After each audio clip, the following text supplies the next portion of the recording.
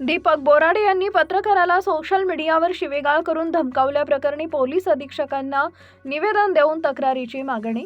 आज दिनांक 5 डिसेंबर रोजी सायंकाळी 5 वाजता मिळालेल्या माहितीनुसार पत्रकार बांधव व इंडियन जर्नलिस्ट असोसिएशनचे सर्व पदाधिकारी, जिल्हाध्यक्ष, उपजिल्हाध्यक्ष यांनी अप्पर पोलीस अधीक्षक आयुष नोपाणी यांची भेट घेऊन निवेदन देऊन मागणी केली आहे।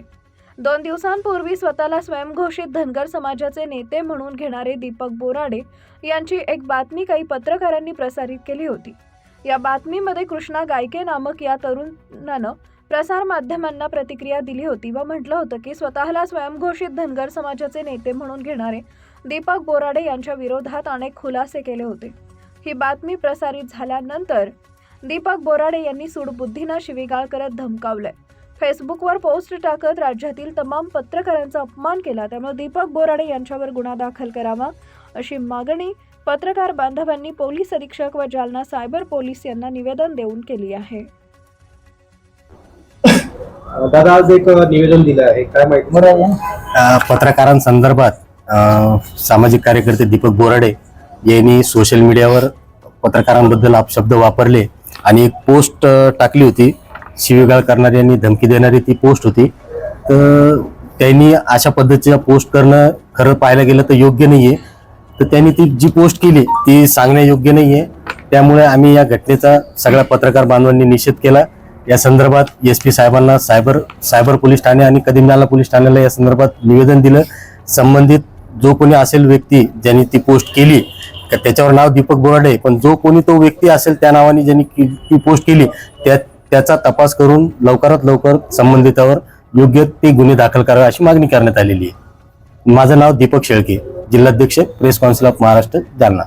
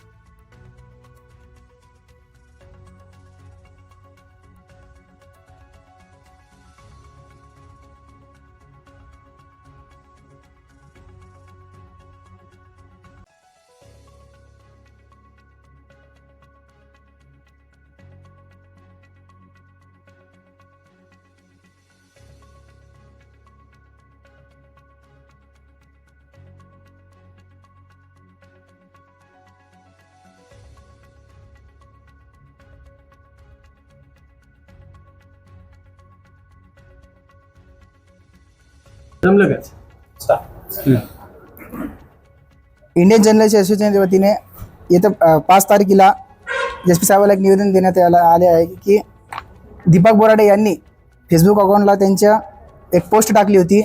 त्याच्यावर पत्रकारावर अपशब्द, अपमानास्पद वागणूक त्यांनी दिली आहे। सर्वप्रथम मी संघटनेच्या वतीने दीपक बोराडे यांचा जाहीर निषेध करतो।